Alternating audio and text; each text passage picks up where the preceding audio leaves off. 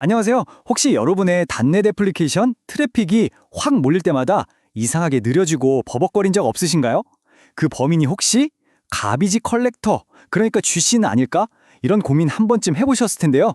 오늘은 바로 이 골칫거리, 쥐씨의 부담을 확 덜어주고 시스템 성능을 그야말로 최고로 끌어올리는 비밀병기, 스팸과 메모리에 대해서 한번 제대로 파헤쳐 보겠습니다. 아니 도대체 왜 우리 애플리케이션은 사용자가 좀 몰린다 싶으면 갑자기 느려지고 불안정해지는 걸까요?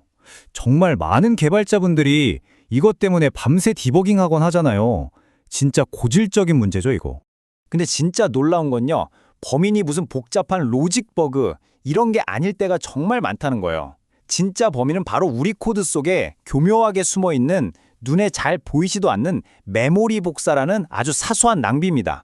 이게 티끌모아 태산이라고 이 작은 낭비들이 모여서 시스템 전체를 흔들어 버리는 거죠. 자, 그럼 이 문제를 정면으로 돌파한 실제 사례를 한번 볼까요? 여기서 해답을 찾을 수 있을 겁니다.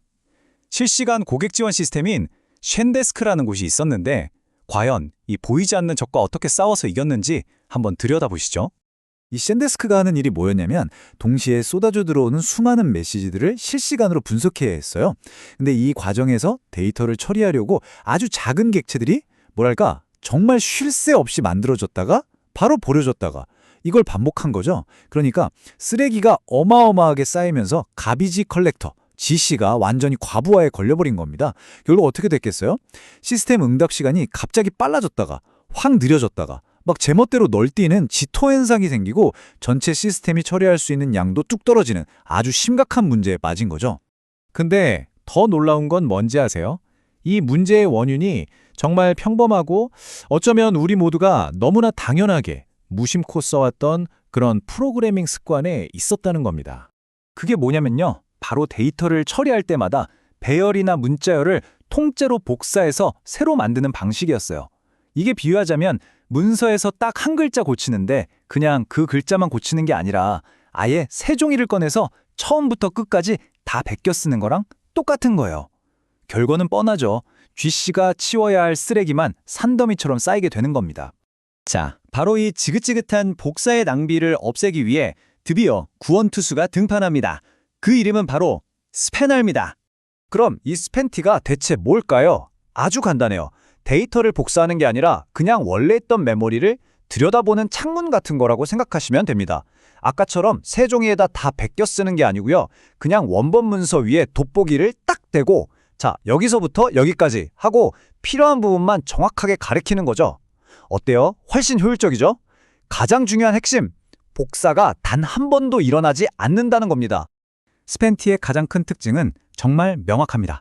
첫째, 애초에 불필요한 메모리 할당 자체를 그냥 원천적으로 막아버려요. 그리고 둘째, 기존 배열이나 문자열에서 필요한 부분만 쏙 잘라내는 슬라이싱 작업을 할 때도 절대 복사본에 만들지 않아요. 이렇게 되니까 GC는 거의 할 일이 없어져서 그냥 놀고 있게 되는 거죠. 그래서 속도가 생명인 아주 빠른 동기식 코드에서 그야말로 최강의 성능을 보여줍니다. 그런데 이렇게 완벽해 보이는 스팬텍에게도 딱 하나의 약점이 있습니다. 바로 비동기 코드, 그러니까 async await 구문 안에서는 쓸 수가 없다는 치명적인 한계가 있거든요. 그래서 이 약점을 완벽하게 보완해줄 환상의 짝꿍이 등장합니다. 그 파트너가 바로 메모리 T입니다. 하는 일은 스팬티랑 비슷해요. 메모리를 들여다보는 창 역할을 하죠. 하지만 결정적인 차이, 이 친구는 비동기 작업에서도 안전하게 쓸 수 있도록 설계됐어요. 덕분에 우리는 어웨이트를 여러 번 거치면서도 이 메모리 뷰를 안전하게 쭉 이어서 전달할 수 있게 된 겁니다. 자, 그럼 둘의 차이를 비유로 한번 딱 정리해 볼게요. 스팬티는 초고속 단거리 스프린터라고 생각하세요. 아주 빠른 스택이라는 트랙에서만 달리기 때문에 짧고 굵게 끝나는 동기 작업에서 최고의 속도를 냅니다. 반면에 메모리 T는 장거리 마라토너예요.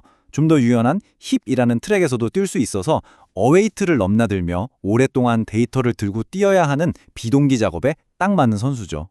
자, 그럼 그래서 나는 뭘 써야 돼 싶으시죠? 규칙은 아주 간단합니다. 파일 읽어서 빠르게 파싱하는 것처럼 그 자리에서 바로 끝나는 동기 작업이다? 그럼 무조건 단거리 선수 스팬티를 쓰세요. 이게 제일 빨라요.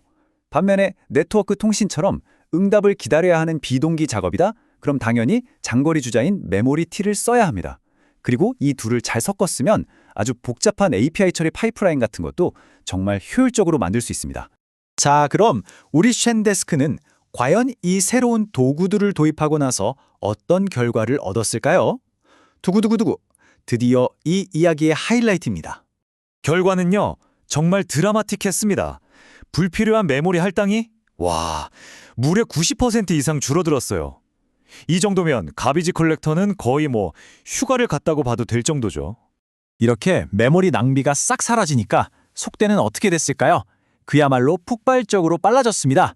실행 속도가 무려 2배에서 많게는 5배까지 빨라졌어요. 시스템이 날아다니게 된 거죠. 바로 이 그래프를 보시면 그 변화가 한눈에 들어옵니다. 보세요. 도입 전에는 하늘 높은 줄 모르고 치솟던 메모리 할당량이 도입 후에는 거의 바닥에 딱 붙어버렸죠. 우리 GC의 어깨를 짓누르던 그 무거운 짐이 얼마나 가벼워졌을지 그냥 보기만 해도 느껴지지 않으세요? 자, 이 쉔데스크의 사례는요. 그냥 새로운 기술 하나 배웠다? 여기서 끝나는 이야기가 아닙니다. 이건 우리가 코드를 대하는 생각의 방식, 그 패러다임 자체를 바꾸는 것에 대한 이야기거든요. 정말 중요한 건 스페니를 어떻게 쓰느냐 하는 기술적인 부분이 아니에요.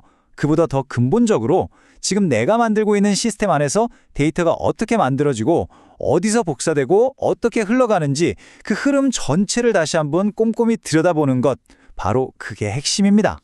이 글의 원저자도 바로 이 점을 강조합니다. 모든 위대한 변화는 딱 하나의 질문에서 시작된다고요. 바로 이겁니다. 이 복사 정말 꼭 해야 하나? 앞으로 여러분이 코드를 한 줄 한 줄 써 내려갈 때마다 이 질문을 스스로에게 한번 던져보는 습관을 들여보면 어떨까요? 자, 오늘 이야기를 마무리하면서 마지막으로 여러분께 질문 하나를 던지겠습니다. 지금 여러분의 코드 속에는 과연 어떤 낭비가, 어떤 불필요한 복사가 숨어 있을까요? 이제 오늘 우리가 함께 이야기 나눈 이 새로운 관점으로 여러분의 코드를 다시 한번 찬찬히 들여다볼 시간입니다.